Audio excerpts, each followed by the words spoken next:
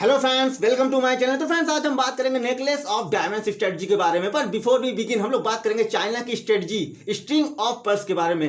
According to experts, China ने India को encircle करने के लिए अपने जो है स्ट्रेटेजिक बेसिस बना के रखे हुए हैं नेबरिंग कंट्रीज में इंडिया की, जैसे उसमें से हैं Pakistan, Maldives, Myanmar, Bangladesh, Sri Lanka, which will help China to counter India and limiting India influence in neighbouring countries. जो काउंटर करेंगे इंडिया की एक्सेस और लिमिट करेगा इन्फ्लुएंस, इंडिया की इन्फ्लुएंस जो है नेबरिंग कंट्रीज में, which will provide China easy access. China को इजी एक्सेस प्रोवाइड करेगा ये इंडियन ओशन में और इंडिया को कंट्रोल करने के लिए। स्ट्रिंग ऑफ पर्ल्स जो फेनोमेना है ये एक बैकग्राउंड है, one belt one road strategy जो चाइना की है उसका ही। चाइना फोकस कर रहा है उन कंट्रीज को जो इंडिया के इर्द गिर्द हैं, म्यांमार, पाकिस्तान, बांग्ला, श्रीलंका, तो ये इंसर्कल कर रहा है। ऑल्सो गोइंग फर्दर, आगे भी जा रहा है सेंट्रल एशिया की तरफ और अफ्रीका की तरफ। सो काउंटर चाइना, इंडिया ने अपनी स्ट्रेटजी बनाई है necklace of diamond strategy. It's like garlanding China, ये चाइना को गार्लैंड की तरह गार्लैंड कर रहा है चाइना को इंडिया। इस तरह की स्ट्रेटजी है जिसे कहते हैं strategy necklace of diamond strategy.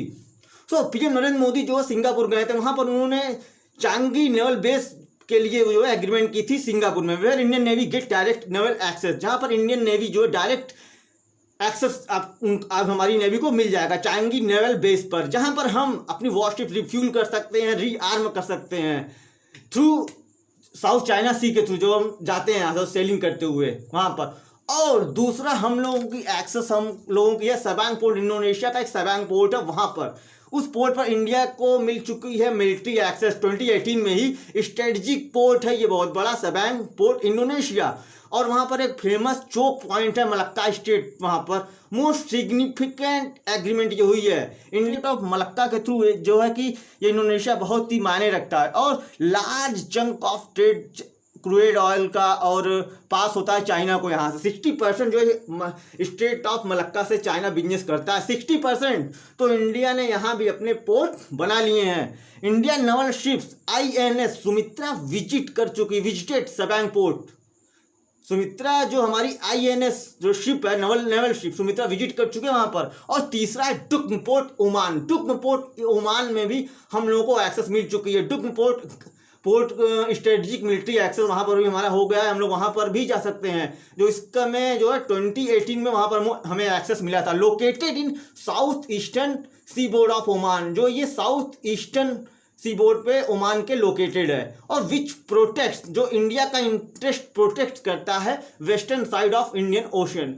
Waste Indian side का जो ओशन है वहां पर हमारा इंटरेस्ट ये प्रोटेक्ट करता है, specially for crude oil import. जो हम लोग क्रूड ऑयल इंपोर्ट कराते हैं वहां पर पर्सियन गल्फ की तरफ से। डुक्म पोर्ट काउंटर चाइना, ये डुक्म जो पोर्ट है हम लोग यहाँ से चाइना की जो स्ट्रिंग ऑफ पर्ल्स बेसिस है उसे काउंटर कर सकते हैं, जो लोकेटेड है चाइना की के बेसिस जिबूती में इन अफ्रीका की जिबूती में चाइना के जो स्ट्रिंग ऑफ पर्ल्स के पोर्ट्स हैं। और ग्वादर इन पाकिस्तान, उसको भी हम लोग काउंटर कर सकते हैं चाइना को बहुत अच्छी तरह से।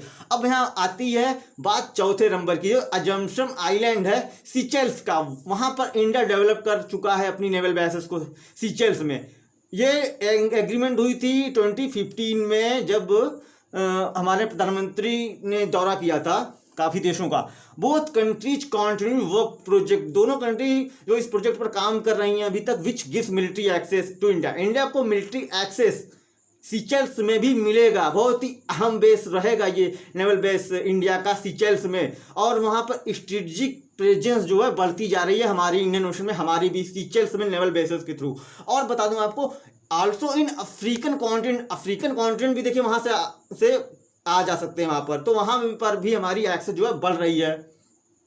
चाइना भी वहाँ जो पेनिट्रेट वहाँ घुसने की कोशिश करता रहता है, सिल्क रूट जानते ही हैं आप उनका। अब यहाँ पर आती है बारी चाबहार पोर्ट, बहुत ही नाम तो आपने सुना होगा। चाबहार पोर्ट जो है ईरान में, पीएम मोदी ने कॉन्ट्रैक्ट साइन किया था ईरान के साथ 2016 में। और वहाँ पर चाबहार पोर्ट हमको जो है प्रोवाइड करता है एक्सेस, अफगानिस्तान के साथ ट्रेड करने का भी रूट हमारा क्लियर हो जाता है। और सेंट्रल एशिया में भी चाबहार पोर्ट से बूस्ट करेगा हमारे प्लान जो है, कोऑपरेट कर इंक्रीज करेगा, कोऑपरेशन हमारी बढ़ेगी चाबहार पोर्ट के थ्रू ईरान में जो है। And contacts with Asian countries से होगा और सेंट्रल एशियन कंट्रीज से भी हमारे कॉन्टैक्ट बढ़ेंगे, कनेक्टिविटी हमारी बढ़ेगी इस एयरपोर्ट से। अगर इंडिया की बात की जाए, एशिया और सेंट्रल एशियन कंट्रीज के बीच जो है देखिए एग्रीमेंट हुई है, Ashgabat agreement and INSTC agreement. India join this multiple model transport agreement in 2018। India ने जो मल्टीपल मॉडल ट्रांसपोर्ट एग्रीमेंट थी ज्वाइन की थी 2018 में, जो एक्सेस देता है हमको, इंडिया को, central Asian countries like Turkmenistan, Uzbekistan, Kazakhstan, which are western neighbours of, जो वेस्टर्न नेबर्स हैं चाइना के। इन रिसेंट टाइम, अभी हाल ही के दिनों में इंडिया का ट्रेड जो है इन सेंट्रल एशियन कंट्रीज से बहुत बढ़ा हुआ है। $750 मिलियन का जो ट्रेड है 2012 से 2015 तक में हुआ है। ऑलमोस्ट $1.5 बिलियन का जो है ट्रेड हुआ है 2017 से 2018 तक। This is the growth of 100% in 4 to 5 years. ये 100% ग्रोथ है, बहुत ज़्यादा, आप समझ एक तरह से देख सकते हैं, ये है हमारा। और ये जो एस्का बैट एग्रीमेंट है जो है सेंट्रल एशिया में एंट्री मिल जाएगी, international north south transport corridor INSTC से कहते हैं, in which India hugely invest. India ने बहुत ज़्यादा वहाँ पर इन्वेस्ट करके रखा हुआ है सेंट्रल एशियन कंट्रीज में। इट गिव्स क्लियर पिक्चर, ये क्लियर व्यू देता है कि इंडिया कैसे आगे बढ़ रहा है। सिल्क रोड के थ्रू जो हम लोग रशिया तक भी पहुँच सकते हैं, but also central Asian countries में भी हमको एक्सेस मिल जाएगी इस रोड के थ्रू। तुर्कमेनिस्तान हुआ, उज्बेकिस्तान हुआ, Kazakhstan, Kyrgyzstan and Tajikistan. India अब ईस्ट एशियन साउथ एशियन अगर कंट्रीज को देखा जाए, जो चाइना के बगल में है, जिसको east Asian south east Asia country है, मंगोलिया का ऐसा देश है जो सैंडविच की तरह है बिटवीन रशिया एंड चाइना, और हमारे रिलेशन भी उनसे भी अच्छे हो रहे हैं। और ये जो है हमारी रिलेशन उनसे अच्छी हो ही रही है। इसे जाना जाता है थर्ड नेबर फॉरेन पॉलिसी के नाम पर, इसे हम थर्ड नेबर फॉरेन पॉलिसी कहते हैं। नरेंद्र मोदी जी के विजन से ऐसा हुआ है। फर्स्ट प्राइम मिनिस्टर जो है मंगोलिया गए, पहले प्राइम मिनिस्टर नरेंद्र मोदी जी हैं जो पहले मंगोलिया गए थे। स्ट्रेटेजिक थ्रेट जो है चाइना को इससे बहुत ज़्यादा है, इससे चाइना जो बहुत काउंटर होगा, क्योंकि मंगोलिया चाइना की नेबरिंग कंट्री है, तो चाइना को डर बढ़ेगा इससे। और चाइना भी समझ जाएगा कि इंडिया रिस्पॉन्ड बैक करेगा, तुरंत रिस्पॉन्ड करेगा। अगर नेपाल के अगल बगल ये दिखे हैं कुछ, चाइना ने कुछ गड़बड़ की, तो हम भी तो बगल पहुंच गए मंगोलिया में, तो चाइना भी इससे डरेगा।